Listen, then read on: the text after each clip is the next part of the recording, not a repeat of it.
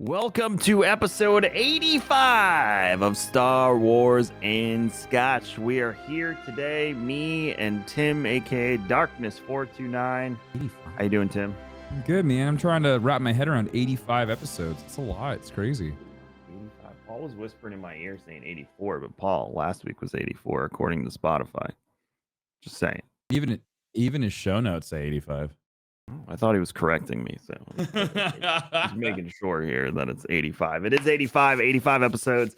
This one's important. This one is post-celebration and episode 3 of Obi-Wan. So. Yeah, there's some interesting things going on in the Star Wars fandom right now, so we'll get around to that. But first off, let's talk about King's Coast coffee and our nitro cold brew that you can't get anymore because you missed out on it. Sorry, it's all gone. Yes. It's all gone. The Darkness Blend cold brew is all gone, but don't worry, there's more. The GCX Nitro Cold Brew will be available soon. At GCX. At GCX, soon. At GCX. So if you're going to be joining us at GCX, stay tuned. And if not, well, then you're just going to have to hang on a little bit longer. I already told Abby I want a 4-packs because I will finish it before we leave property. I still have yet to like truly enjoy even my cold brew because y'all bought it. So thanks. Yeah, they're like, how's the cold brew? I'm like, I don't know. You all bought it, so I can't try it. I don't think people understand that we don't get to actually try all the cool stuff for the most part because we're not in the roastery.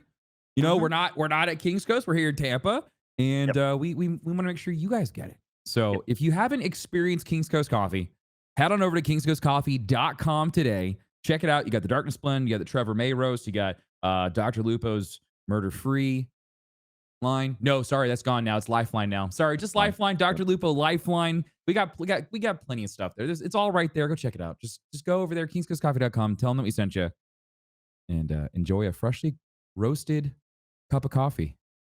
King's Coast Coffee. And if you do want to try that cold brew, you can head over to gcxevent.com/tickets and pick up your tickets because GCX is right around the corner. It's a week from this Saturday, and you know. I just have to keep my mental state together for another 10 days it's or okay, so. Dude. Charity marathon's on Friday at noon. You know, it's only 2 days away. And then, we'll be in Orlando in a week from today. And it'll be fine.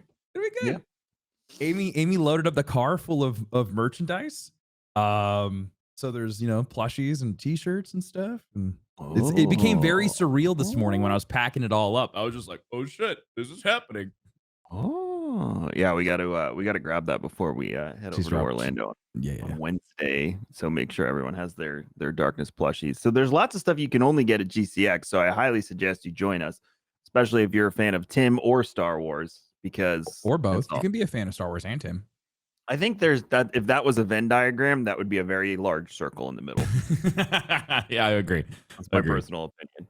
But gcxevent.com/tickets, gcxevent.com/hotel. Schedule's out, so you can check out all the panels. And as we keep saying, Star Wars and Scotch is on there with Mark Thompson, Alex and Molly Damon from Star Wars Explained, and also our friend Sawyerism from Instagram. And there's going to be a lot to talk about at that panel. Let me tell you, we will probably have to cut it short because we're going to have a really good discussion about things we saw at the celebration that we're going to talk about today. And by then, episode 4 of Obi-Wan will have aired. So we will have more context to the cliffhanger ending we got at this episode. Yeah, we'll get there soon. we will end the episode with Obi-Wan. Let's talk about Celebration. Yeah, let's talk about Celebration. How did you feel about Star Wars Celebration, Tim? Okay, so first off, let me do a little bit. Let's roll back. So Kevin and I thought it'd be really fun last week to do like this live on my stream kind of like celebration watch party, right? We thought it'd be great because in 2019 I did this by myself. It was before we started really doing Star Wars and Scotch. Or it was 2018. It was one of the Star Wars where they showed off episode 9. It was the trailer to episode 9. I watched it on Facebook. It was so cool. It was really neat getting to share that. And I was like, oh, let's do that again. Kevin and I, we've established Star Wars and Scotch. This would be super fun. We sit down and Kevin goes, hey, they got rid of the live stream for the Lucasfilm presser or the showcase. And I was like, oh, that'll be fine. Maybe they're doing like a BCD thing and then they'll show it to everybody. Maybe it's like pre-recorded because they didn't, in case anything weird happens live, they'll just cut it and they'll give us like a nice, pretty rundown. Nope. No, they showed All of the trailers, they showed Mando season 3 and they showed Ahsoka. Those two things right there. Oh, and Cassian. They showed off the Andor trailer. They showed it, and then they eventually showed it on Twitter. But there's certain trailers that have yet to actually showcase, and I don't think we're going to get them until the D23 Disney Plus showcase that's happening in September.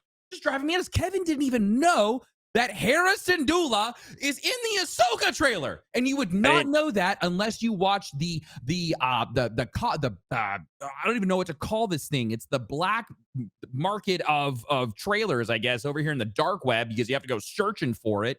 Terrifying, Kevin. I hate it. Yeah, the gatekeeping this year was pretty bad, and then compounded with the fact. Now, again, I love Willow. It's it's a classic in my opinion. I love Indiana Jones. And I totally get what they're doing. Making Star Wars Celebration Lucasfilm Fest is cool. I'm into that idea. Like a sub branch of it, Right, but the fact that you're still gatekeeping trailers at what is supposed to be a celebration for only folks that attended, which even the folks that attended were like, this is kind of screwed up. And then on top of that, your lead into the live stream was just focused on Willow. Like, I get it. You're trying to push a new product, and there was plenty of other opportunities, but don't do both after you've spent, we've had a few years off, and the last celebration, like you said, was episode 9, and the Emperor rocking out and like wrote it again. Yeah. And that was huge. That was a big deal. We also learned about Jedi Fallen Order at the last celebration as well. I was at that presser, and that was so cool seeing a Purge Trooper. It was in Orlando. I was watching the Purge Trooper walk across stage. Was really, really cool. That was neat. Yeah. Didn't get to be a part of any of that. And here we are, the Mandalorian season 3 trailer. I did see that one bootlegged. And it was exciting because we're going back to Mandalore, and we're gonna see Mandalore in an age we've never seen it. Like, why put that behind a closed door? And then Ahsoka, I just learned there was a trailer. I had no idea. And Hera was in it, live action Hera, who's now supposedly also the star of Rangers of the New Republic. Mate, it was awesome. I think that's so dope. Yeah, no, it's all good stuff. There's nothing bad, but I just don't understand the idea behind only showing people there and like limiting the amount of excitement. And then when people bootleg it, they're getting copyright strikes out their ass. Or so it's half the trailer is the ceiling, so you didn't get to see the proper trailer. Just frustrating. So here's my thing, Tim. I'm going to completely blame this on Bob Chapek, because every bad thing that happens at Disney now, I just want to blame on him. So he has become my official scapegoat for all things Disney that are bad. Yeah, I will say that this celebration felt a lot like the way the Disney parks are being run at the moment, and I can understand, and I made this argument on Twitter, and I'd said someone had said, like, how are you enjoying the celebration news and all the stuff coming out? And I was like, it sucks for a content creator that is not at Celebration this year. Yeah, it was lackluster. If you wanted to make content or out in Celebration and you were not at Celebration, things were very, very, very difficult. And it's just like, overall, it's very frustrating. I think you made a great analogy that it's very Chapek-esh to have, it feels like microtransactions of, oh, you didn't buy this thing to see the thing.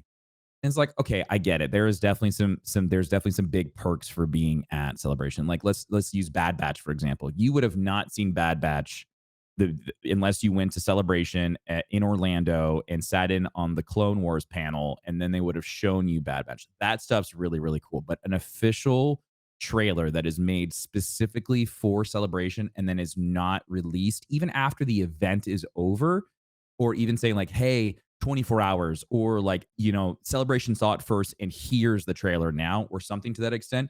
There was no love, it felt like, for really anyone that was at the event. The live streams are really cool. To your point, Kevin, the Willow showcase at the beginning was so frustrating because you go from knowing that there was a Mandalorian season 3 and an Ahsoka trailer, and you don't bring out any of those characters at the beginning. You do three segments about Willow because you want to bring out all these people, and then you continue to bring out all these characters that have nothing to do with like what all the hype is about, and you don't bring out the really cool characters until the very end of the live stream. All of the really cool interviews for the Star Wars Celebration live stream all happened at the end. Having Ewan and freaking Christian sitting there together, having oh my god, just like really like having all the voice actors for Clone Wars and for Rebels and like all of these really cool characters that like that we've just really come to love. They didn't happen until the end, and it was like late at night. Sometimes I was up at like 9 o'clock our time watching a live stream because it was on, and I was like, oh, I saw it on Twitter, so I quickly ran up there. So again, it was just it felt very disjointed on the live stream and everything happening on the internet. It was very frustrating for me. Yeah, and I agree with you. We were out of town, both of us, this weekend, and it was. I kept checking the news We feed, were and there's prepared to nothing. do full on like reactions, everything. The only thing that we didn't really do a live reaction to was Bad Batch, that trailer.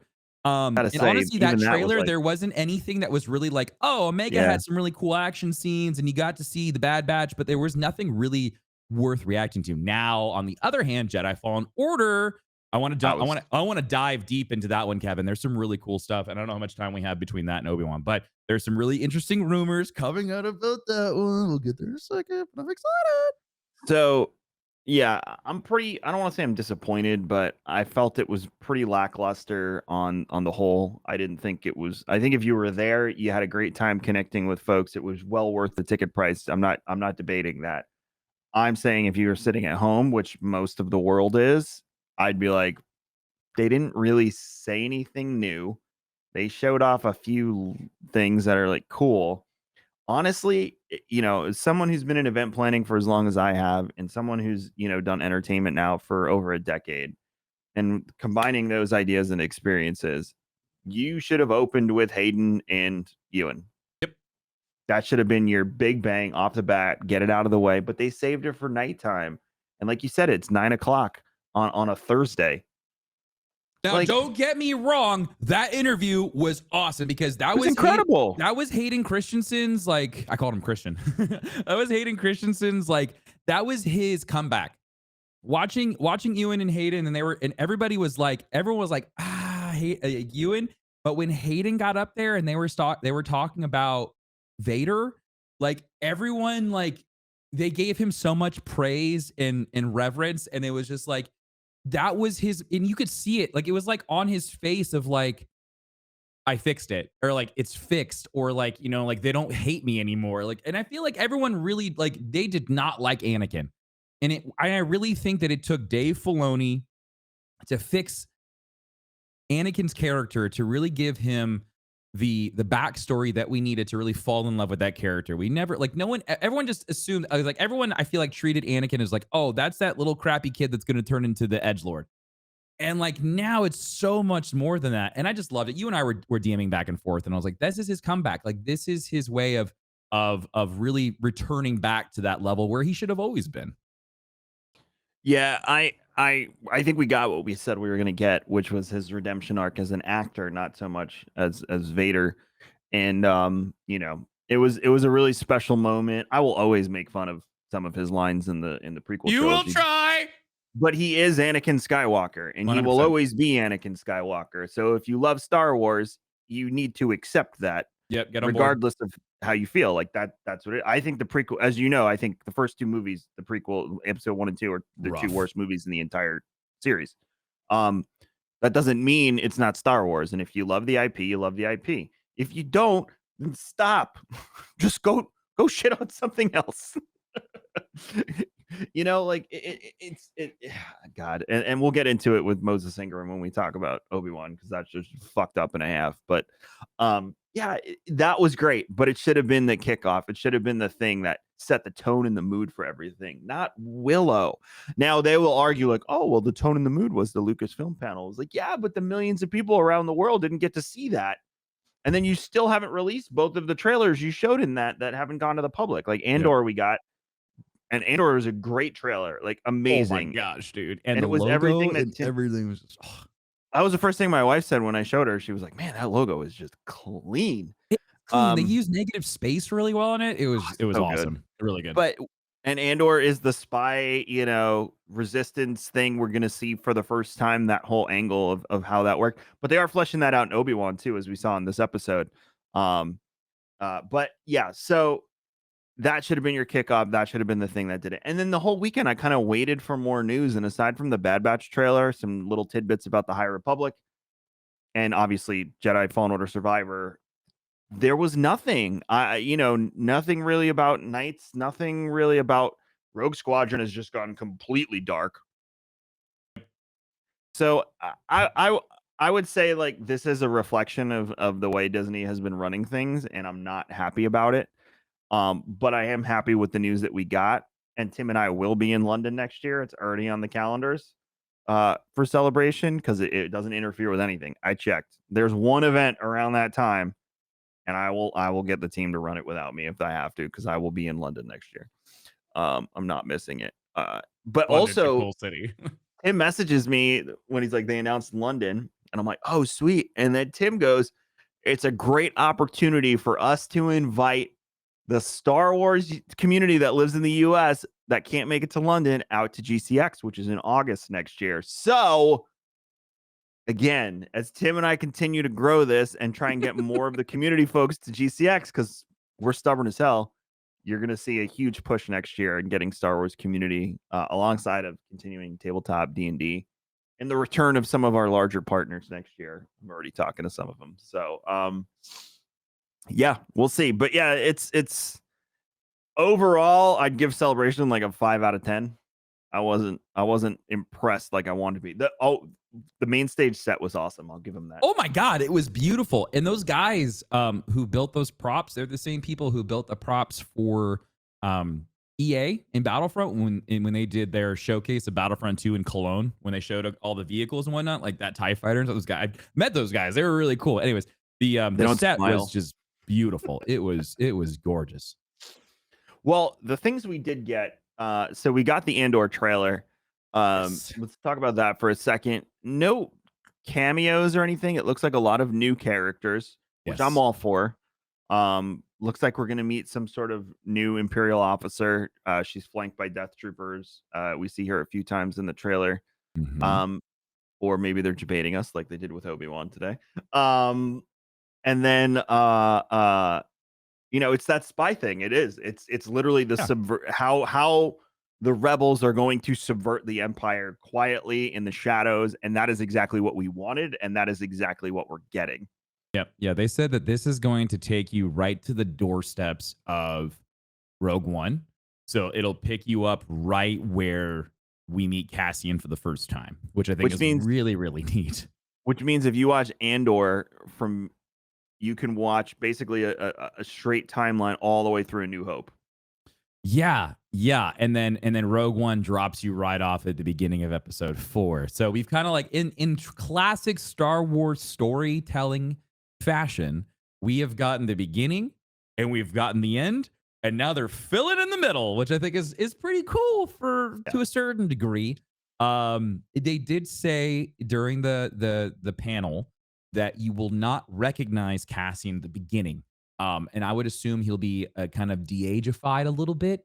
They'll probably bring him back a couple of years more closer to like probably Kyle Kestis time. So like probably a few years before Obi-Wan, where he's young and he's kind of just like starting to help to build out the thing that they talked about in today's episode of Obi-Wan. So starting to build out the way, if you will.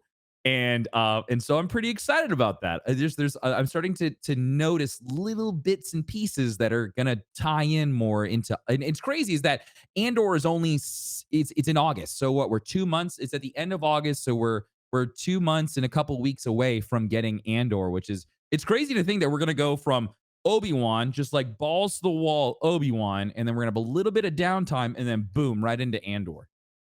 In Game of Thrones the week before that. Still have to and get we've on got Stranger Things and Willow comes else out in November. And it's 12 episodes of Andor, by the way. 12. 2 seasons, 12 episodes apiece. We will get 24 episodes. So there's a lot to cover in 2 seasons, 12 episodes. That's a lot of Andor. Also, Tim and I are very excited by this because that's content. That's like so much content for us, dude. 3 months of content. Yes, we don't have to go looking for like comic books and stuff. We're like, nope, just shows. 3 months. Yeah, so it's exciting, and it looks amazing. It's a side of Star Wars that I think people are going to enjoy because What was the first thing everyone said when Mandalorian came out? Oh, finally a show with no Force users. Granted, we got Grogu, but he was too cute to get mad at, so you went with it.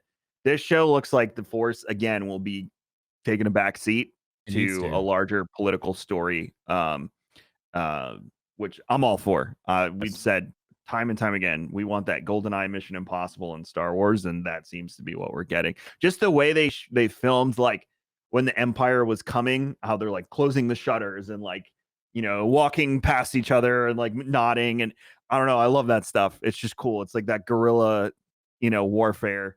And they planted the seed in this episode of Obi-Wan, like you said, by talking about the way. Yep. So they're doing a really good job of connecting the dots. And the fact that the storytelling, I put it all together. I never really thought about it, but it's all this between episode 3 and 4 is all of the storytelling we're doing right now, even with Bad Batch. Yep. So, Oh, man, Bad was Batch there a is date coming for out Bad soon Batch? too. By the No, way, I dude, but didn't. that's coming out isn't it coming out this year as well? No, it got pushed back to 2023, didn't it? Let's Did they push it see. back? The Bad Batch will premiere its second season on the streaming site fall of 2022 as of Oh, 3 no, it days is ago. fall. Yeah, okay, cool. I wasn't sure if they got pushed back. Might be after Andor. They'll have to be because they're Maybe not like gonna. when Willow comes out, they'll drop Bad Batch because I doubt people That was the will. one thing though, is are they going to overlap? I don't think they care as much about animated versus live action as much as live action versus live action. Okay, because you like- think Bad Batch is pretty niche anyways, so. Yeah, although isn't Miss Marvel releasing and Obi-Wan is still releasing as well? Doesn't Miss Marvel come out in like 2 weeks or something like that? Yeah, I think June 8th. Then so yes, next then week. yeah, they're gonna overlap anyways. I think their library's gotten too big. They just don't care anymore. I think it's the COVID catch up because they had that long draw. Well, so they even where there was talked about it. nothing. They were filming most of Obi-Wan during quarantine. Yeah, we knew that. I know. I just to see it. I think that I know we knew that, but to see it and to see like everything that they were doing and knowing how long this production took, like Obi-Wan was a 3 to 4 year project, which I think is pretty neat. So you're right. Like, I think this is COVID catch up because a lot of things got reslated. So we did see the Mandalorian season 3 trailer. That was heavily focused on going back to Mandalore. We saw the throne room in the palace at Mandalore. I don't think so. You don't think that was the throne room? Where Bo-Katan was sitting? That long room with all the. That is not on Mandalore. So what happens is that Bo-Katan.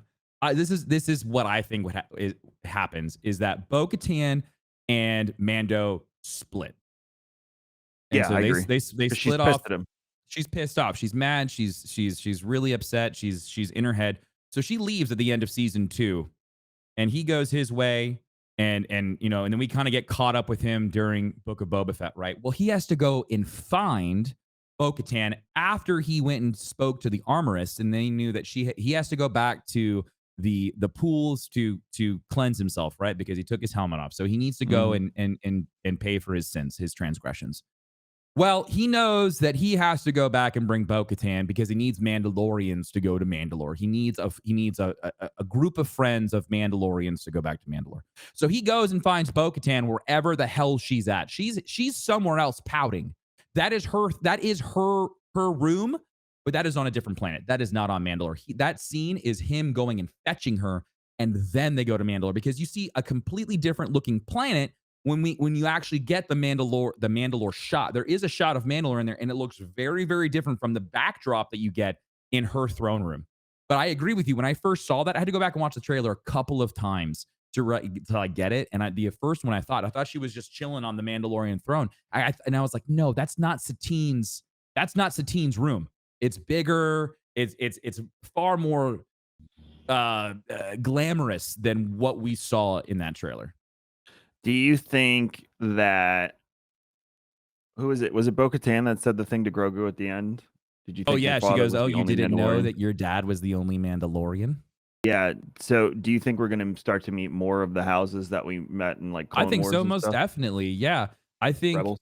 I think that whole line there when they're in the cave and they're fighting.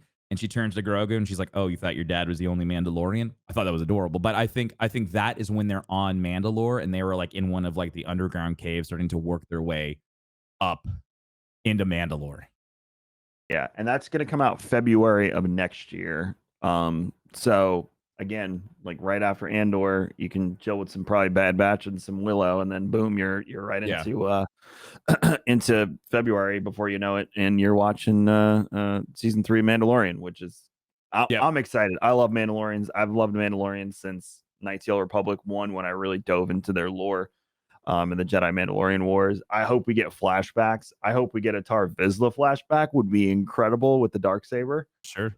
like him forging the dark saber or something. Katie and Dave had made little fun jabs about that, and it wouldn't surprise me. I think the Vizslas will definitely make a big presence known of some sort to some degree. There's definitely going to be multiple houses. It's going to be very Game of Thrones esque, I think, of like multiple houses all fighting for that dark saber to Do you become think? Mandalore.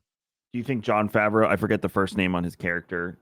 Comes back because he spared him in Book of Boba Fett We're because he talking is a about we're Vizsla. talking about the big juggernaut guy, most Yeah, definitely. The he's a guy who's Vizsla. hanging out with the armorist. Yeah, most definitely. He is a Vizsla. It has been like it is established. We knew that.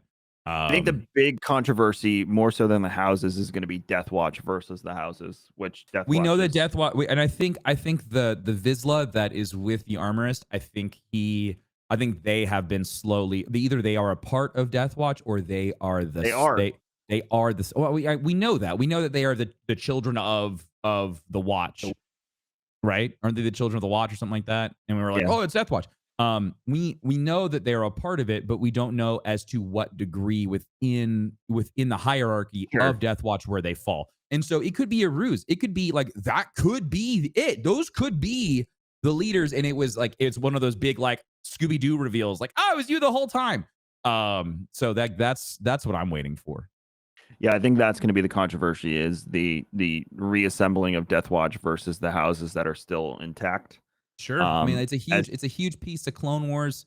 It would be silly for them not to loop it in somewhere. And it's very much so important to John and to right.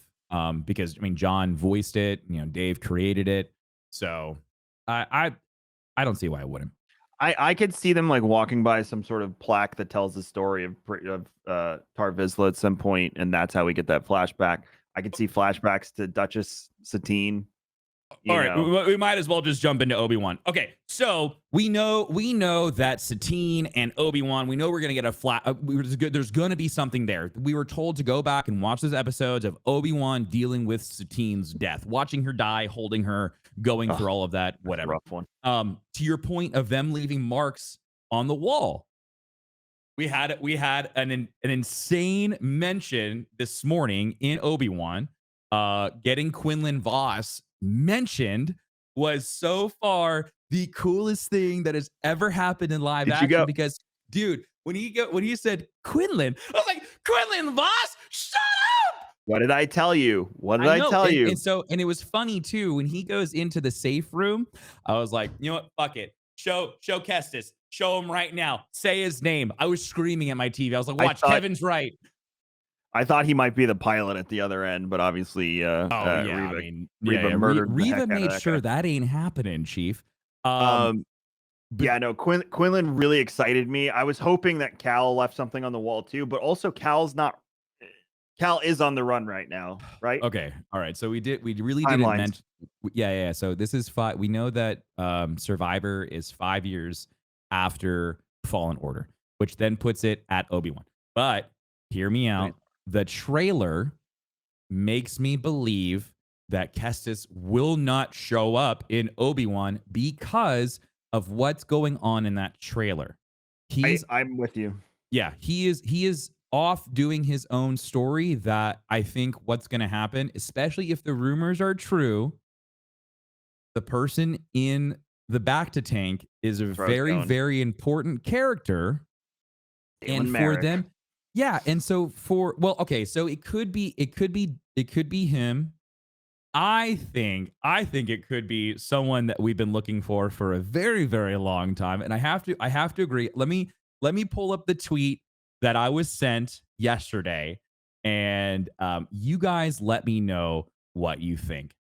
So I got a tweet from Mr. Woodhouse, and it said, I have been told that an unnamed character in the back to tank in the hashtag Jedi Survivor teaser is being played by a voice actor who was on stage during Star Wars Celebration 2022.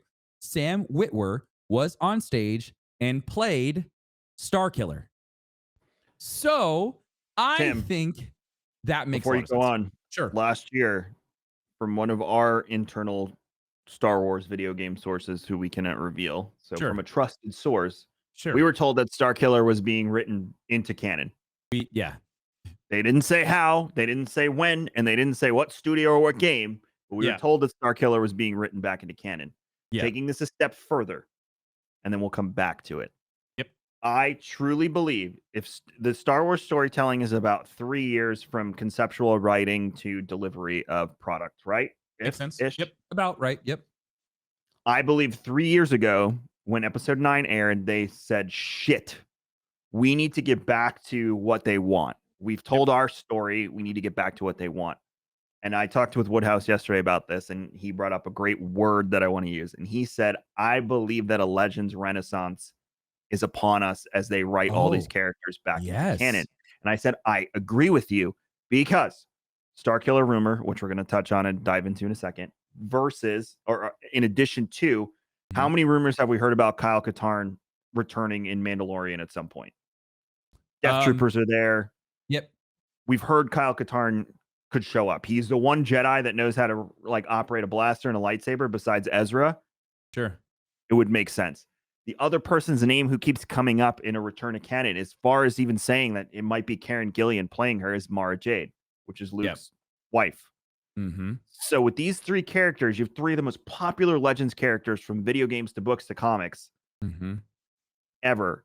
I believe that 3 years ago, when they sat down with Kathleen and the team, they're like, we got to throw them some bones. We have to stop trying to reinvent the wheel, especially with High Republic coming. Sure. We have to give them things that they recognize and they know. Yeah. That's going to excite them. That's going to create the buzz. So Starkiller being a part of this game brings him back, makes him canon.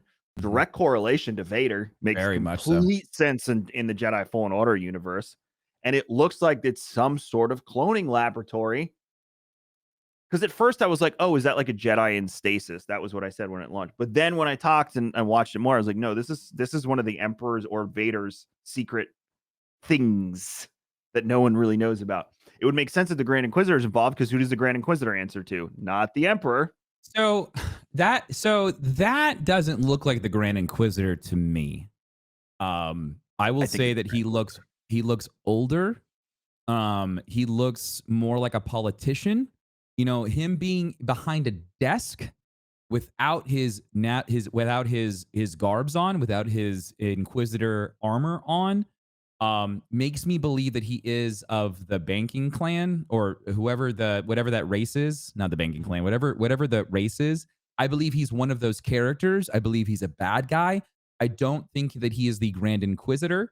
We already have the Grand Inquisitor's story for the most part. It's kind of getting misconstrued. Like it feels misconstrued right now in Obi-Wan, but I'm sure they'll do a beautiful job of wrapping it up and reintroducing him. Right now, he's taking a leave of absence, which I think is okay because a lot of people, like, we've already had a lot of screen time with the Grand Inquisitor, right? Like, I think what they've done a really good job of is not retelling someone's story and highlighting people's stories in a really fun and exciting way. Watching the Grand Inquisitor getting stabbed and left for dead, and then being told that and then Vader, you know, like the whole idea of like, you know, really trying to spin the story that the Grand Inquisitor's dead. We know that he's not. We know that he shows back up in Rebels, so he's not I think dead. the fifth brother is setting her up with Yeah, the Grand no, there's a Inquisitor. lot of stuff, and I really love the whole like backstabbing Sith mentality of just like, Oh my God. I want to be Vader's pet. I want to be his number two. No, me, no, me. And it's just like, it's all a bunch of kids trying to fight for dad's approval, which I think is hilarious. It was the best way to circumvent the rule of two and simultaneously still have them acting just like Sith do. Oh, dude, he just continues to just play them along and throw them a bone. And like, if you do this for me, you get to be Grand Inquisitor, and if you get to do this for me, you can be Grand Inquisitor. It's so Sith-like. I love it so much. Anywho, back to Jedi Fallen Order really quickly. A lot of people were saying that it was Malicos because when we fight Malicos on Dathomir, we don't know what happens to him really. Like we just like everyone assumed that like Malicos is the one that like so. One of the theories that I saw is that Kyle Kestis goes back and saves Malicos and puts him in a Bacta tank. And it's just like, why would he do that when he's looking at someone of like he's looking at him with a lot of intrigue. Like he's like, I don't know who you are, and there's a lot of confusion and questions on his face. And then the way that he stands there with his lightsaber and he's kind of like all like just like deformed and kind of just like rigid felt very robotic. It didn't feel like Terran. Like Malicos was a Jedi. And so he definitely fought like Jedi. And so he had a very like unique presence to him. And like the gray hair and everything, I could see why everyone thought it was Malicos. But the way that he stood there, I honest to God thought it was Revan. Like the shadowy figure and the hood and the red saber and just the one arm and the way he was standing, I thought it was Revan. And it was just like, oh my God, this could be it. And then the more I thought about it and the more that I looked at it and then seeing Woodhouse's tweet, I'm like, no, the idea of them introducing Vader's apprentice, the person who is literally, yeah, I mean, like this guy was like Vader's apprentice though. Like this guy is so powerful. I mean, the idea of someone who can take his hand and rip a Star Destroyer from orbit and pull it down into the ground, terrifying. And again, it also would canonize Tim. The clones can use the Force. Yes, exactly. And the other one thing that I want to get across is what I feel like I've been saying a lot is that Kyle Kestis is going to be the storytelling portion in video games for Star Wars. He is going to be that torch bearer. He's going to be the arbiter. He is going to be the character that we, as video game Star Wars fans, we will all get behind, just like cinema people got behind Luke Skywalker, right? They're giving you that character that you absolutely love and you want to see him succeed. And I think that's really what we're getting. And we know that Survivor is going to be very, very dark. So the idea of giving you this person that everybody absolutely loves, show him again, and then making him fall or making him like something bad's going to happen to Kyle Kestis, and I'm all for it. You know, it also opens up the door now for a Quinlan, Ahsoka, and or Obi-Wan to show up in the game. Yeah. So like the idea of Quinlan Vos, I think Quinlan's going to show up in live action because he's an animated character. Hey, he's in live action too. Sure. In Attack of the Clones. What are you talking about? Yeah, dude. He's just hanging out at a cantina on Tatooine. Yeah, dude. And Cody and Rex was on the Battle of Endor. Or he was on the Forest Moon of Endor. That's been canonized, Tim. Yeah, they actually confirmed that. Yeah, whatever. Lucas actually confirmed that. I know, but that was there is no way in hell that George Lucas in 1984 was like, I've got this clone idea, and I'm not going to introduce it until I find this guy named Dave, and then he's going to introduce Rex. Also, can we stop with that was Cody on Dayu? That's not Cody. It's not Cody. That's just it was one of the 501st. Yeah, it was the 501st. He had the blue and the white, and yeah, that was not. It was not. That was most not definitely Cody. Not. Cody would have recognized him immediately and jumped up and tried to choke him. Tried to kill him. And Obi-Wan would have probably responded in kind. So, anyway, yeah, so that was not most Cody's celebration out of the way. Very happy with it. The two other things, we have the Tales of the Jedi animated series, which is going to tell Ahsoka's story from birth, it looks like, which also is going to tell Jedi Count Dooku stories. I found that insanely interesting. That was another trailer I don't think that ever saw the light of day, right?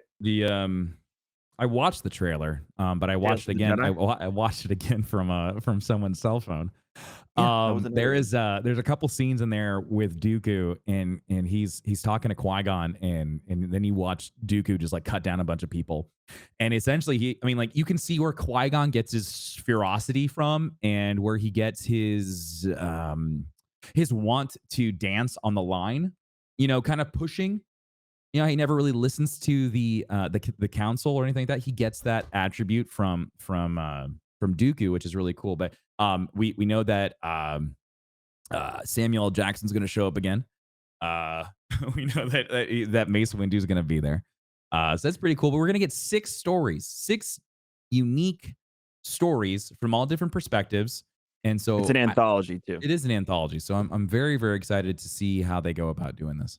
Yeah, no, I love that. The one-off stories, like maybe a half an hour long, just telling these stories to just again fill in blanks of things that we didn't know or haven't seen before. All for it. The other show they announced, besides the kids show, but I don't think we really need to dive into that. I forget what that one was called. That's more for Kyler and Juliet, because they said it's going to be on Disney Plus and Disney Junior. I was like, oh, well, that's good for my kids. Yeah. They'll be happy. I'll definitely watch a Jedi show with them. Jude Law is going to star in a show called Skeleton Crew. It's going to star children. We don't really know much. Filoni said Skeleton Crew is not necessarily a kid show. It's as much of a kid show as Clone Wars. Yeah. I'm like, we cut people's heads off in Clone Wars, so I'm not sure that's the best measure of a kid show. Again, Star Wars is for kids. It has that PG-13 line that it dances. But there's rarely ever blood and stuff in it because of everything cauterizes wounds. I think that's the genius of Star Wars. But yeah, we watched the Stormtrooper get cut in half today in Obi-Wan. Oh my God. I thought that was so great. So yeah, so Skeleton Crew is going to star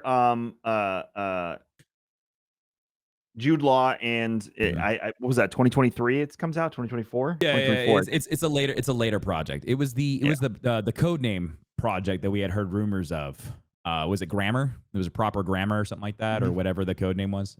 So yeah, it's neat. It's neat that we know. I love Jude Law. I think Jude Law is a fantastic actor. I really enjoy his presence on screen, and knowing that they're going to put him in a Star Wars show or movie is really, really cool. It's a show, right? It's a show, yeah. It's a show, yeah. So Star Wars show. And so like, and so the idea of having like an adult with kids, I wonder if it's going to be kind of similar to like the episode of Ahsoka with the younglings when they go to Ilum. Kind of like that idea of like you've got a very knowledgeable someone who's of older status who has some oomph behind them, and then you've got a bunch of like wet behind the ear kids who like think they're tough shit until they get into trouble and stuff. So I'm excited. It's probably gonna be like Star Wars Goonies. Oh, that'd be fun. Right? Hunter just watched Goonies for the first time. Yeah, Jedi never say die. Jedi never say die. So for Obi-Wan this week, we got so much Vader. Perfect.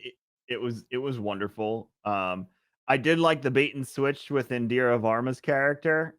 They had built her as an Imperial officer since they announced her casting last year, and within 10 seconds, we realized we had been jebaited, and she was actually working with the rebels. I don't know if she was an Imperial officer, if she's still helping them. I didn't really get the full picture on that. I don't know if there was something I missed, but she's definitely helping people, and part of this network that Haja from Dayu is a part of, where they're getting Force-sensitive children and people in need to safe places across the galaxy. It was interesting to see the Empire operating in a mining colony that was pretty desolate. According to Obi-Wan, that had once been filled with farms and families and people, and now it was just very industrial and kind of. I did not trust that transport driver. Plays perfectly into the stories that they tell in Catalyst.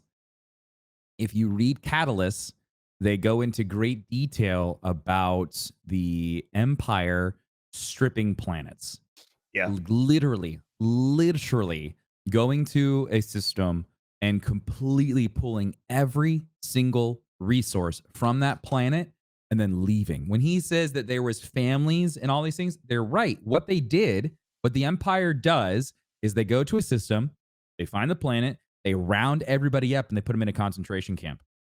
And they're like, oh, don't worry, the Empire is here to take care of you.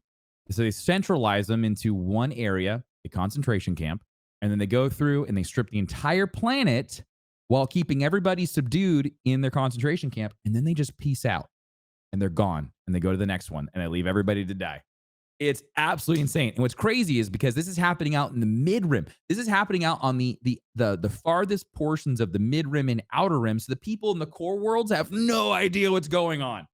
That's the craziest thing. When Leia says, I thought the Empire was here to help. Well, The people in the core systems think they are. People in the mid rim and the outer rim are getting absolutely f***ed. So it was great. It was awesome. When he was lying to the stormtroopers and he turned to her and said, "When I look at her, she reminds me of her mother." I was like, I lost it, dude. Gut punch. And then she was like, "Are you my real father?" And dude, I wanted to cry during that. I was welling up. You can see his face, like he doesn't want to tell her the truth because he knows she'll be like absolutely devastated that, yeah, the man trying to kill me is your father.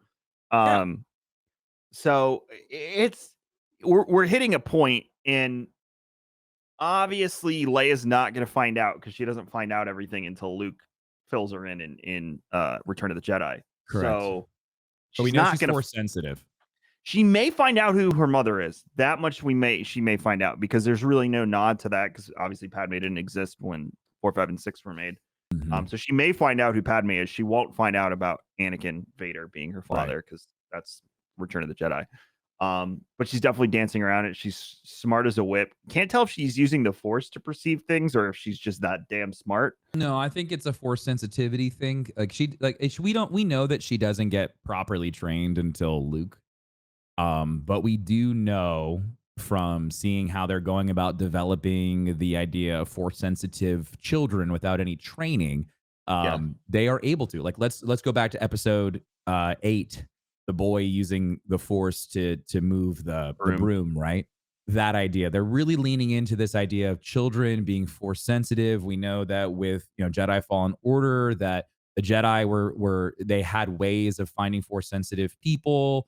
And we know that the Sith also have ways of doing this as well. Kyle Kestis has the holocron and all these things. So I'm sure we'll get more explanation as to how the Force works. I love the one line when Leia was like, "Can't you just use the Force to speed this thing up?" And he literally took the line from episode 7. And I said it before he said it. I was like, how it works. "That's not how the Force works." And he goes, "That's not how it works." I was like, "That's literally what Han says." It's great. I thought that was fantastic. They keep on doing these little nods and stuff to different movies, which I think is great. I've noticed how much they say. I've got a bad feeling about this across all of Star Wars content constantly. So yeah, they keep borrowing lines. Not canon, but SWTOR is also currently the storyline is surrounded by. Yeah, we watched that trailer a few times, you and I together, and that whole idea of like having these old, very, very old, and we'll get into this more in High Republic, Kevin, because we kind of like I was kind of feeding you information. I watched the High Republic panel at Star Wars Celebration, and this is going 300 years prior to where we are now, and so Phase 2 is going to be even farther back. And so we could be getting some like Old Republic style, machinery, or these even stuff older than Old Republic, and they're using these machines to find Force sensitive people and stuff. So it's really cool, and I think we're really going to start getting into more of like the nitty gritty mechanics of how the Force works. I don't think they'll ever make SWTOR canon, but I do think post Disney acquisition, you should pay attention to the story because Lucas does control the narrative there. That is not BioWare completely. So, whether they look at it as some sort of alternate MCU timeline, or, maybe like from here on out, it's canon or something like that. I would pay attention to it because they do put stuff in there that, especially balance. Balance is a big thing in SWTOR too. So like they're definitely playing off of what Lucas is doing in the current eras. To your point, Kevin, there's a book that is going to be in Phase 2 called The Great Convergence. And so I wonder. Sounds like Witcher. It does, right? It sounds like Witcher, but what happens with a convergence? What is a convergence? Coming together of a melding of things, right? A marriage of things coming together. So if we have a convergence in Star Wars, what if, Kevin, we've got the convergence of old and new?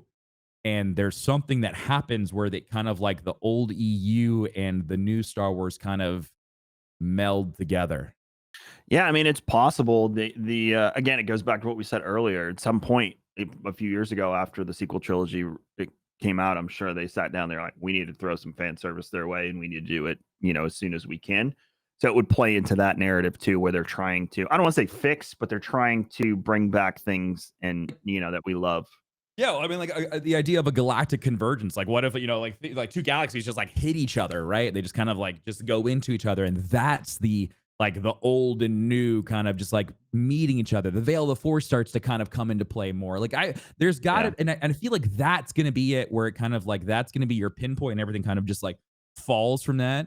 I was someone, we were talking about it on stream, and someone had mentioned, it was like, oh, I love Star Wars and Scotch, but you guys get your timeline all messed up. And I'm just like, I was like, well, I mean, like, I would love to see a proper timeline, because it's just like there really isn't like a really nice one. Well, someone sent me one from Wikipedia, and it's literally every single book that's considered canon. And I'm just like, there's no effing way that I can remember all of this. So, but I'll do my best.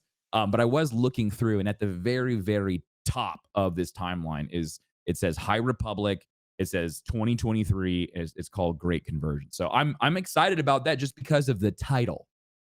Yeah, it could be nothing. It could be like related to it the could be Nine Hill or absolutely something. nothing, and I'm really no just idea. grabbing at straws here. But I saw that. I told you that. I was like, I got to tell Kevin this, because this is really interesting to me. One of the coolest things about this episode was obviously Vader leaving. First of all, we saw Mustafar again, which was it's always fun. So we got to see his throne room. We got to see his Don't throne room. Rogue One, so cool. Not really. Wasn't it mostly the back to tank hallway scene, or that long? No, when line? he's talking to Inspector Krennic, that part. But it wasn't like a wide angle shot. Getting, I gotta watch feel like it it was. again. We'll have to go back and look. But I don't remember seeing the wide angle shot of his throne. I thought that was really cool, because it made me feel like I was playing Vader Immortal again. Yeah, no, that was awesome. And then you know, he I did not expect him to go to the planet, but oh my god, when Obi-Wan felt his presence, it would look like he was having an anxiety attack. He had multiple panic attacks this episode. And I think that's really interesting. They're playing like into the mental health of like survivor guilt and PTSD from wartime, and all of these things that he has experienced, and they're showcasing it in a Star Wars way. The idea of like vets not being taken care of, coming back with PTSD, dealing with the survivor guilt, and all these things is really, really interesting. And they're doing it in a really cool way. Great example. He's walking with Leia, and he literally starts to have a panic attack because he's feeling the Imperial presence. He's feeling Vader and all these things. And then he sees Anakin in his form that he was before he sliced him into sushi. And he's just standing there, and Leia's freaking out because old guys seeing ghosts. So I thought that was really interesting. And then just to see him just shut down as Anakin's coming down the street, was just standing there, was interesting. And then Anakin starts baiting him because he knows he's there. He knows that his master would try to save everybody. And so this mad, I was like, I literally I screamed at the TV. I go, "You psychopath!" And he just starts ripping people out of windows and snapping necks. Snap. It was so crazy. At one point, he just drags a woman down the street. Like, he doesn't kill her. It's like a cat playing with a mouse. Killed that one person. Oh, he definitely snapped that guy's neck. He ain't coming back. But he just dragged this one woman down the street and then let her go like she was a play toy. That was terrifying to me. They really did a good job. Reminded me of a few weeks ago when you called him an anti-hero. I just wanted to bring that up. I still feel like they're painting him to be an anti-hero. I really Dude, Venom eats people. Venom eats people. He is an anti-hero. I don't want to hear about it. I don't see the Hulk snapping people's necks and dragging them down the street. The Hulk's a hero. He's an anti-hero. No, the Hulk's always a hero. been billed They have as an anti-hero. They have the Hulk in this Spider-Man animated show that my kid watches. He's on the Avengers underwear. Dude, I know there is no way that Disney is painting him to be an anti-hero. The Hulk is one of Marvel's earliest examples of an anti-hero. He is a destructive hero who does the right thing but doesn't care about the consequences of his actions. Opposite of hero. Or the violence and pain he leaves in his wake. That's what I'm saying. Vader leaves pain and sorrow everywhere he goes. He's actively torturing people. I'm gonna die on this hill, Vader. But there's still good in him. That is the part where I still hold true that he's an anti-hero. There's still good in him. From what I saw this morning, it's way down there right now. Yeah, but he can get pretty pissed off and he doesn't kill people. So it's just like, I feel like he kills when he needs to. When he was like, first of all, Obi-Wan running from him was wild to me. But I understand. I had a few. That's probably the only part that I had a problem with, was that last little scene where they ignite the fire and pull Obi-Wan out. But anyways, Yes, I agree with you. They kind of turned that into a horror movie scene to a certain degree of the idea of like the really scary dark figure that you can't see in the shadows is chasing you, and all you Yep. hear is a. They took that from episode 6 as well. The idea of like using the lightsaber to kind of illuminate, and he's like, "Your sister." Yes, Oh, like you have a sister. that's what I thought of when I kept going back to was like, oh, this reminds me of the Emperor's throne room in Vader versus Anakin to a certain degree. But um this lines up really, really well with the Vader comics in the sense that Vader wants to bring pain and suffering to the people that made him suffer. You should have killed me when you had the chance. That line was goosebumps, dude. And Like that you could tell it crushed Obi-Wan to hear that. it did. And he's just like, when he goes, "What have you become?" He didn't want to fight him. That was the one thing. And Well, he also has been cut off from the Force so much that that's that's he the big couldn't thing. stand it. Because Anakin's probably stronger than the last time they met because he's Um, steeped in the dark side now. Motherfucker was using one hand, Kevin. He was using one arm the entire time. Literally fought with an arm behind his back at one point. Like just put his hand behind his back because he didn't care. And he's just using one arm, which is very Vader-esque. Vader is a very heavy hitter. He does a lot of just like heavy strikes. You know, you see like in Battlefront, it's all very big, heavy lunges and swings. Um, and then at one point he uses the force and he pushes him and just all these things. I didn't understand the force choke scene where he just grabs Ben and Ben's like, I can't do anything. And I was like, this feels a little over the top. But then I got it when he ignited the fire and just rubbed his face in the coals. He's like, "No, you will suffer." And I was just like, oh. Speaking of voices, was that James Earl Jones, Sounded or is like that it. or is it a voice? Or are they doing AI voice techniques? Might have been AI voice technique at It this sounded point. just like him. It was phenomenal. But it sounded like him when he was young. Because remember, old Yes, James Earl Jones was Rogue One, and you could it tell was the rough. difference. I was like, man, he doesn't. But he's 90 now, so like that's where I'm having a hard time of like, because they did it with Mark Hamill perfectly. They were able to de-age his voice. He sounded like he did in Episode 4. So I would assume it's someone doing the impression, maybe whoever did it for the animated stuff, and yeah, then they toyed with the it was EQ to make it sound it more was like perfect. James Earl Jones. Whoever did the voice of Vader did a phenomenal job. I really enjoyed it.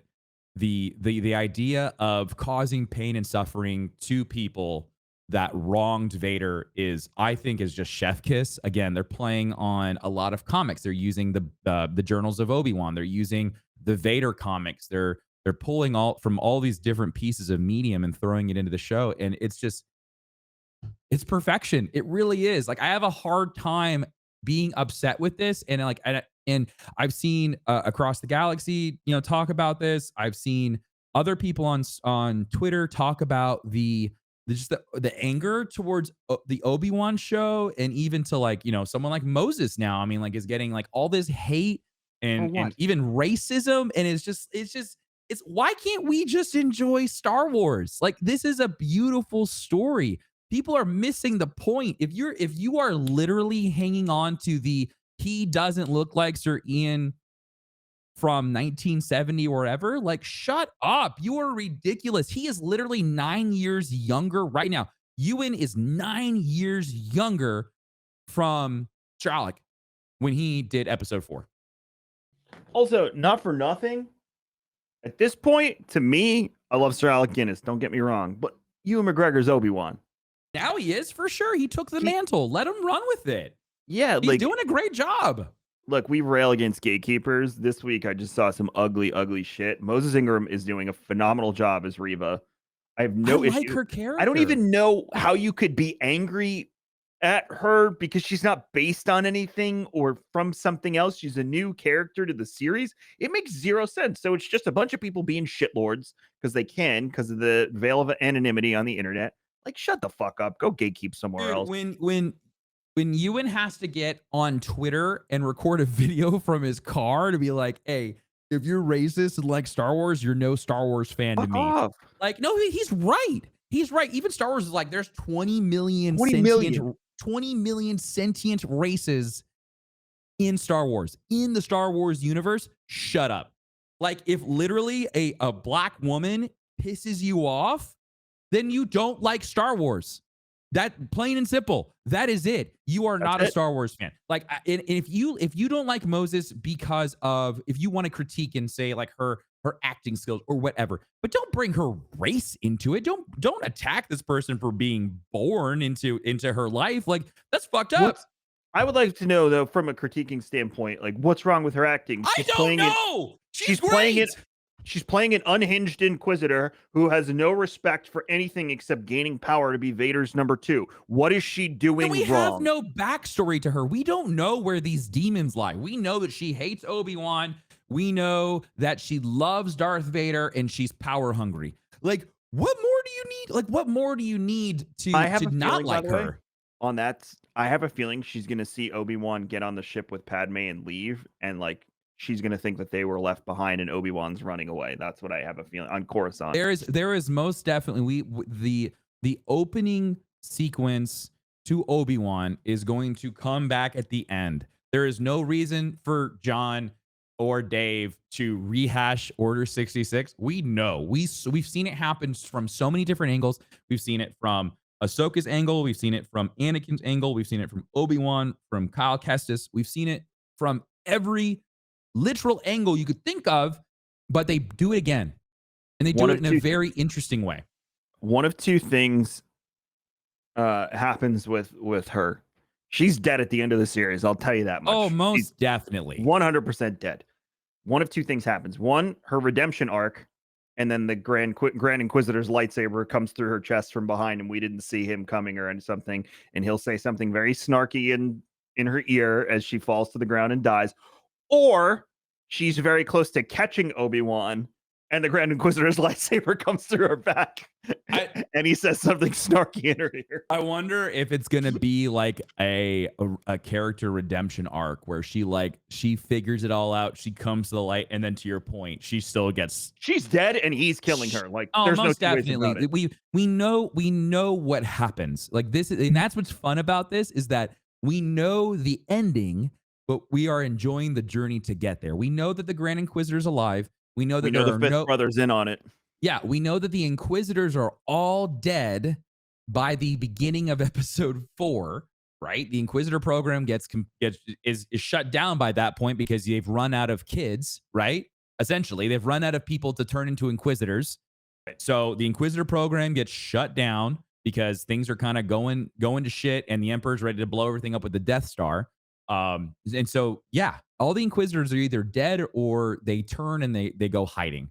So either she dies or she goes off into wild space, or she goes into the. Yeah, no, I think so. I'm just trying to think of like the other crazy thing that could happen to her character if they really wanted to keep her alive for other things to come back later on down the road. They could make it that she turns and then she flies off to either the Chiss into the far beyond, or she goes into wilds. They've mentioned wild space a handful of times, and we know that wild space and is unexplored. So they could go in that direction, or we could go into the chaos. So that's where I am with her character. I think she's great. I think she's gonna die. I love her. I think she's gotten like, I think that she went from in episode 1, I was kind of like, all right. Episode 2, I was like, oh, this bitch is unhinged. And then episode 3, I'm like, there's more than meets the eye here. You know, if they do keep her alive too, that does open a door for her to, or even if she's dead, honestly, that does open a door for her to appear in Survivor as well, because that's very Inquisitor focused. Sure. So, you know, she might be in there. Who knows? But I have a feeling Grand Inquisitor is going to get the final say. Fifth brother's in on it. I mean, I like the fifth brother a lot, dude. He hates her. Oh, he is so awesome. That's Tim Kang. Yeah, he's great. Yeah, he's been phenomenal. And like, I mean, I don't even recognize him. He's been in all in the Fast and the Furious movies and stuff, and their makeup is so good. I don't recognize him. His voice, he looks just like he does in Rebels. He does. They did a great job. And isn't he in Fallen Order briefly too? Is he? Or am I thinking of someone else? No, okay. Yeah, just Rebels. All right. Yeah. But yeah, so it's I think she's dead. I don't think she survives this whole ordeal because, like I said, either redemption or she's close to catching him, and the Grand Inquisitor is going to get the final say because either he, wants to remain Grand Inquisitor, or B, he wants to be the one to deliver Obi-Wan to Vader. We do know this. We do know there's going to be a second showdown between Vader and Obi-Wan, and I think that's why they showcased how weak Obi-Wan is now, because I have a feeling the second time Think won't about it be from the line from A New Hope. Yes. Well, so we also know from an interview from Ewan that he says, like, the first time I saw Darth Vader and I saw Hayden Christensen, it was a he was behind me and I had to turn around. And so we haven't gotten to that. We haven't gotten to the interrogation scene yet. We know that it happens because there's a scene where the door goes shh, and Ewan's eyes open up and we hear that. Well, no, that's edited because the Ewan's eyes opening up scene is from him when he's trying to talk to Qui-Gon. You're right, Kevin. Yeah, they edited that one. Oh, you're right. They did edit that. Anyways, that scene was great. But so he does mention that the first time he saw him, it like scared him, and he had to turn around. And we haven't gotten that. And he said it happened on film, so we haven't gotten that part yet. So I'm still very much so intrigued by that. We know there's gonna be another fight, but what I really loved about this was, to your point, of him being really weak, him being so unsure of himself with a lightsaber. It looked like Finn. When Finn picked up Luke's lightsaber for the first time, right? Like, that's the vibe that I got, where he was just like a kid just swinging a stick around. Like, that's what it looked like. And Vader was the master. And so that's where I'm just like, at that point, you are the master. There's no way that you are treated as the apprentice. So I agree with you. There is going to be an epic duel of to the extent of which, do you remember watching the YouTube video where they redid the fight of Obi-Wan and Vader? It's going to be that. Like, everybody wants that fight because it's choreographed so beautifully. And so I think that is going to be the level of combat that we are going to get. Obi-Wan, we're going to go through an entire arc.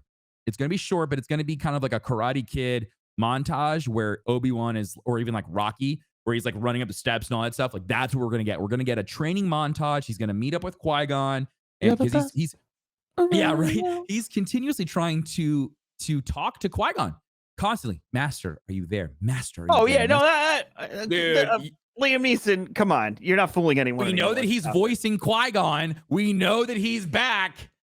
He's going to show up. He's going to be a ball of light, and he's going to show up. It's going to happen. Obi-Wan. Yeah, exactly. I don't know who you are. Reconnect with the Force.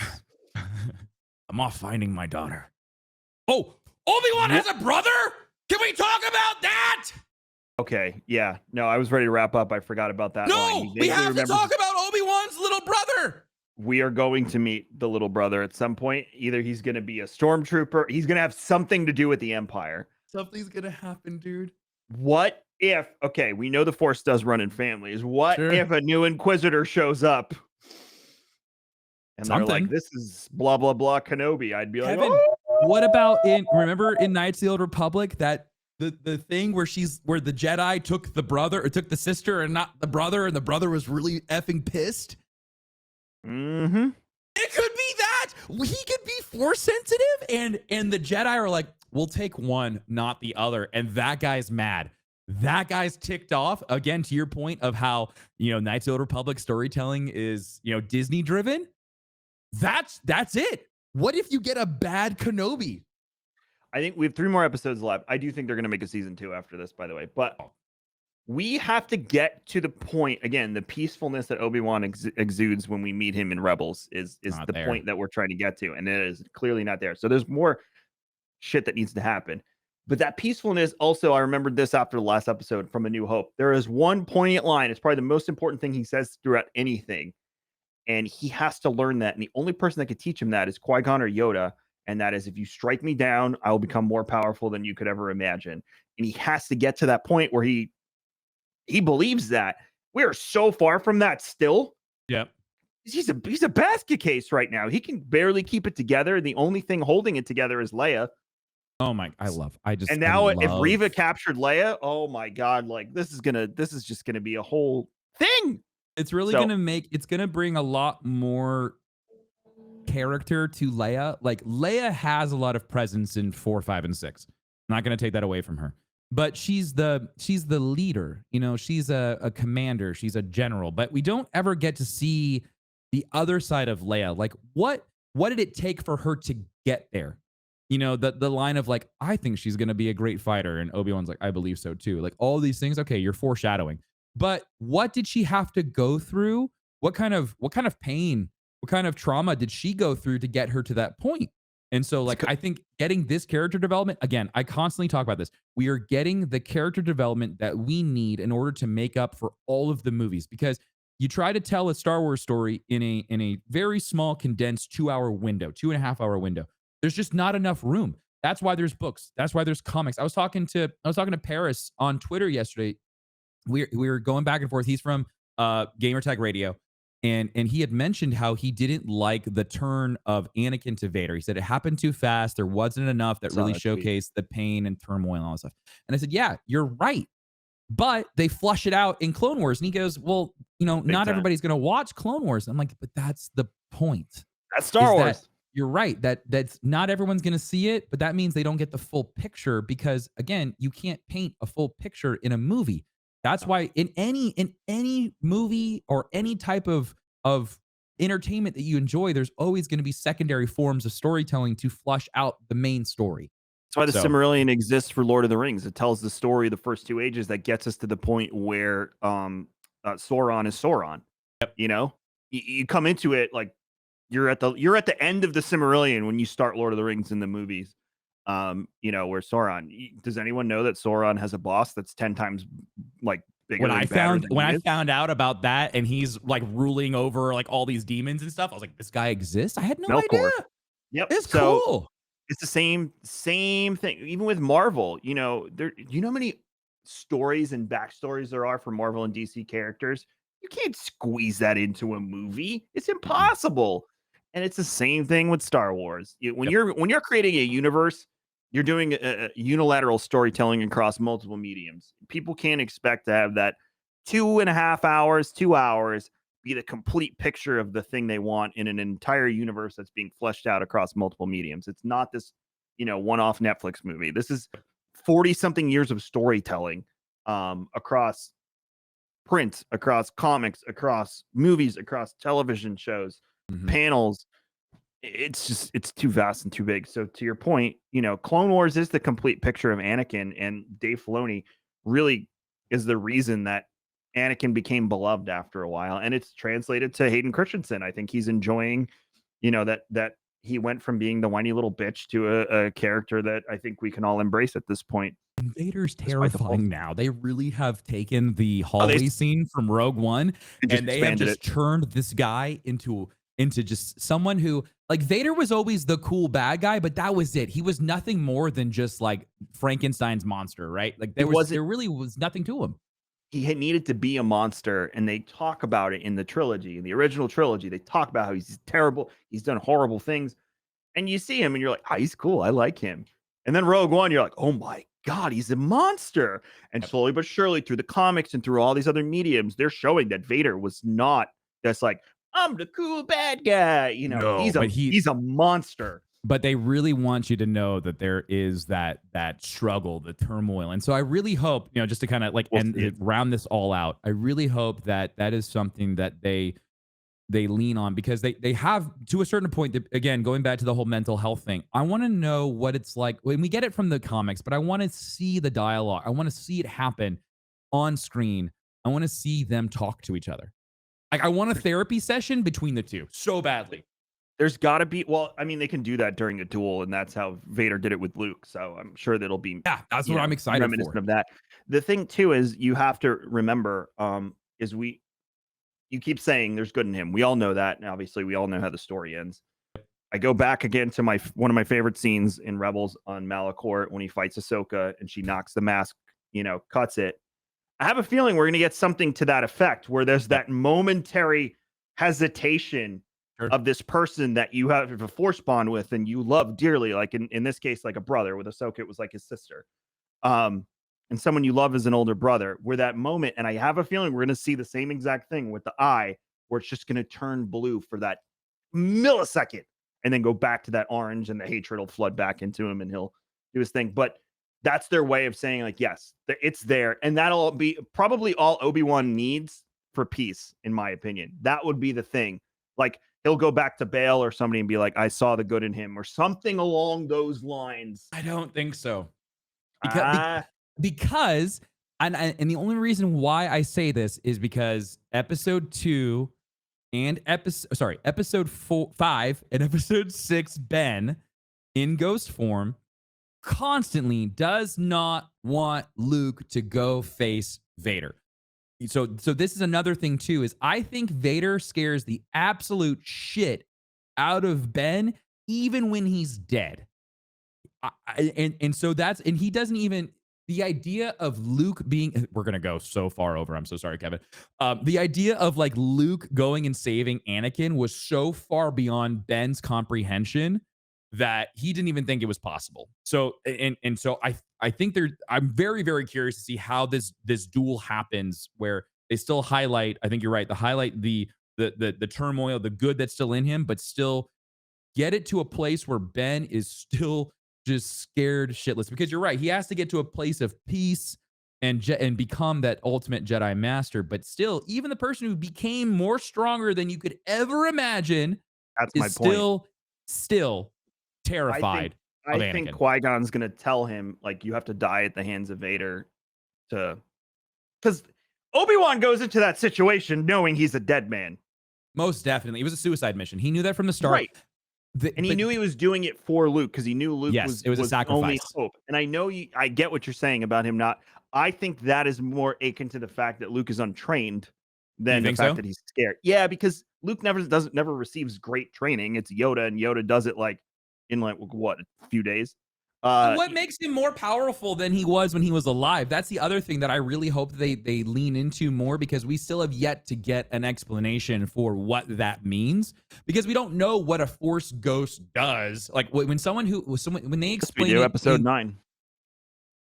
Yes, but it's still, I feel like there's more to it. There is definitely something that there is there in the training. Like we didn't get it with Yoda. Right? We didn't get that whole like the wills episodes. They don't really ever explain what happens when you go off into the cosmic force, because you're no longer part of the living force, you're part of the cosmic force. There's a whole thing in it. Or when you die, you go to the cosmic force, but if you are able, you're still a part of the living force. That's what it was. And so like that's the other part that I really want them to lean into. And to your point, Kevin, there's only 3 episodes left. There's like, how do they not do a second season? It's 3 hours of storytelling. That's a full movie. So there can flesh out a lot, and a lot can change. I'm not saying it won't, but there's just going to be a second season. There's no way Ewan and Hayden are not going to want to come back. Now, I think Ewan and Hayden will be separated if there is a second season, because that's it. They can't see each other again, because the next time they see each other, we know, is episode 4. So it would have to be related to. Could be that the second season would be more related to Luke than Leia, to kind of flesh that out a little bit more. We do know that Luke's life is very boring, though, so maybe it's not. We know that he's just a farm boy at this point, and that's what he's going to be for a while, and he's going to be safe as a farm boy. But to the point where Reva walks up to Owen and, like, interrogates him, how many close calls were there? And with Leia and everything. So, and there's more to Leia. I mean, it could jump forward and be teenage Leia, like a little bit younger than, and have Billy Lord play her mom.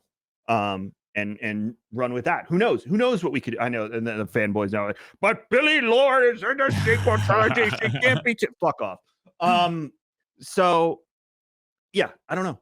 I don't know, but I have a feeling there's going to be something that brings Obi-Wan peace, that gets him to the point where he's communicating with Qui-Gon. Qui-Gon's going to teach him, like you said, there could be the trials of the wills. There could be 1,000 things that could happen. But something about being a Force ghost, whether it's guiding Luke, whatever it may be, and that might be as simple as that. Like the fact that you're guiding Luke from beyond, is what he needs more than he needed you there in person. That could be what it is. We don't know, but we got roughly 3 more hours, probably a little bit less, to flesh out all of this. And I guarantee you, there's a second season in like 2 years. It seems impossible for them not to do it. It is the most watched season premiere of anything so far on Disney Plus. It would be silly for them not to continue. Obi-Wan. It's what Pete from Around the Galaxy said. His father wants to watch it, his son wants to watch it, and he wants to watch it. Obi-Wan is the one character left in the Star Wars universe, besides like Yoda, that will unite every generation of folks. Like it's him. He's the one. He's the evergreen Star Wars character besides like Luke Skywalker that everybody knows, and you know, we've seen every iteration of him at this point. So I think that's the point, is it's such a big deal to the Star Wars universe to bring him back that a second season would be just foolish not to do. I agree. Well, let's wrap this up because you got to go do pew pews. We ran way over time, but honestly, I'd rather talk about Star Wars all day. the next three episodes will probably be just like this. Next week, we will be back here for episode 4 of Obi-Wan. Next week, also, I believe either Tim and I, if I can make it, but if not, Tim will be on Star Wars Explained next week to talk about Obi-Wan. We'll get you more details on that. We would also like to thank you for 100,000 downloads on audio. Really? For Star Wars and Scotch? Yes, 100,000 downloads. So thank you so much for checking us out and being a part of our really nerdy idea that Tim and I were worried there wouldn't be enough content for. But you can check out Timmy's Darkness429, fb.gg/Darkness429, and Darkness429 everywhere else on the internet. I'm Kevin X Vision on Twitter, KMagic101 on Instagram. Everything I do is at raredrop.co. And there are 84 other episodes of Star Wars and Scotch to listen to if this is one of your first. You can go back and check out our feelings on Old Mandalorian, Bad Batch, you name it, we've covered it. And you know, we're excited for next week to dive deeper in. I have a feeling there'll be a lot more on meat on the bone and some more Vader. And until then, may the Force, what do the Sith say? May the Force ever serve you. That's what they say? That's dope. I like that one. In SWOTOR, that's what the Sith say. Instead of may the Force be with you, they say may the Force ever serve you. Yeah, that's good. Have a good one.